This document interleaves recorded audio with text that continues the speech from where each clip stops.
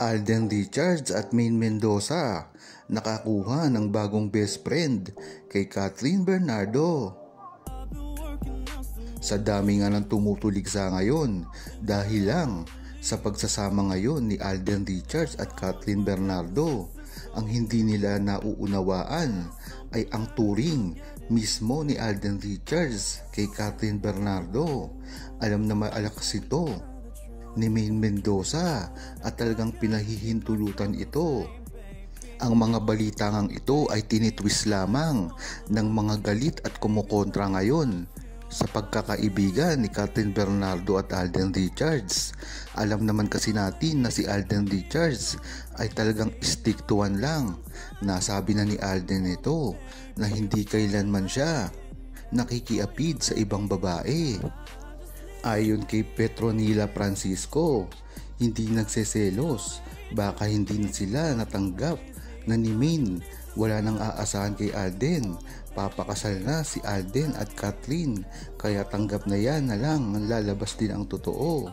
Kung nagsama pa sila baka magulat tayo, parang Katniel din, dahil ginawa ni Alden ang pagkakaiba lang, si Kathryn ang gumawa ng lahat ng pagkakamali. Sa Maychard, si Alden lahat ang gumagawa ng mali.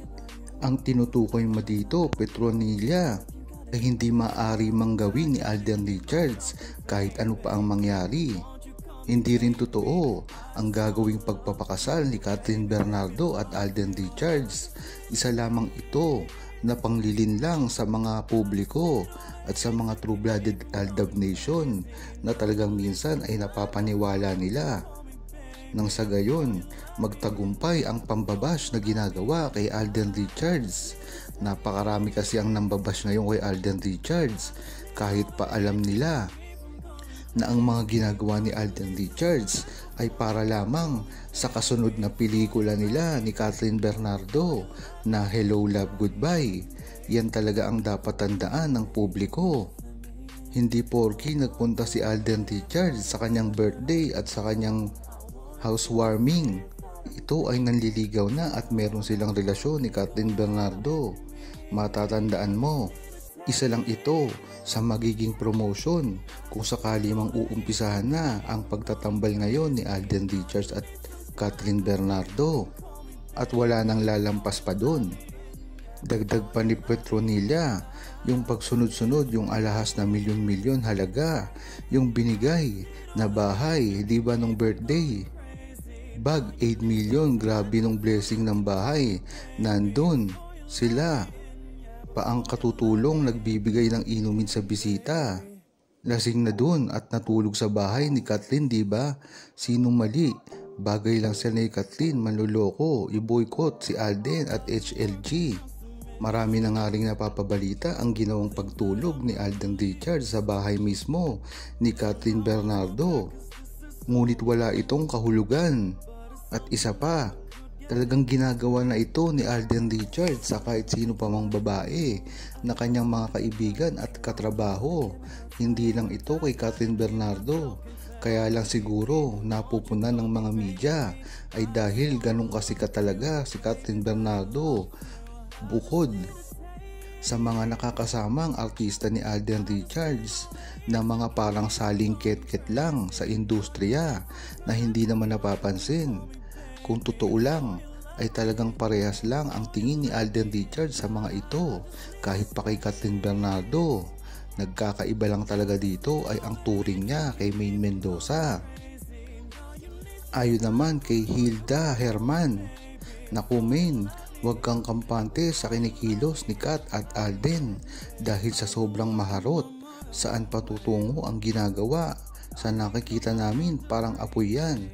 Pag laging nakadikit ay magniningas. Lalaki si Alden.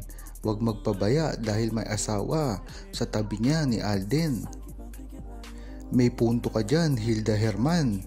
At ayan, mangyayari kung talagang walang loyalty si Alden Richards pagdating kay Maine Mendoza.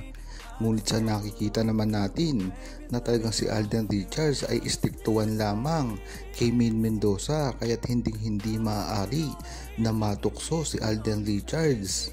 Sinabi na rin kasi ito dati pa ni Alden Richards. Suportado niya ang relasyon ni Kathleen Bernardo at Daniel Padilla at kailanman hindi ito makikiapid. At ito na nga ang nangyayari ngayon sa kanila. Kaya dapat pagtiwalaan pa rin si Alden Richards dahil ito lamang ay ginagawa niyang lahat para sa mga promotion niya sa kanilang gagawin na movie.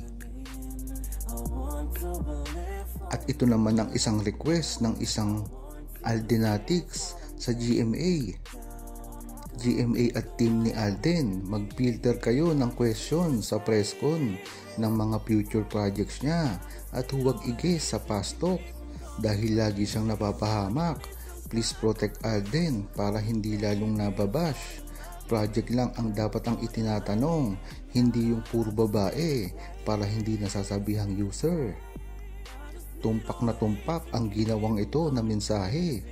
Dapat nga ay hindi na tinatanong si Alden Richards patungkol sa mga ibang babae dahil ang palagay ko ay inuulit-ulit lang naman ito kahit alam na nila ang sagot. Matatandaan, sa lahat ng naging interview ni Alden Richards ay pilit siyang pinaamin na wala talaga siyang relasyon kay Maine Mendoza at sinasabi na ito ng tahasan ni Alden Richards. Ngunit pagdating sa ibang interview ay tinatanong na naman ito. At pag nasagot niya ito, tatanungin ulit siya sa ibang interview. Wala nang katapusan.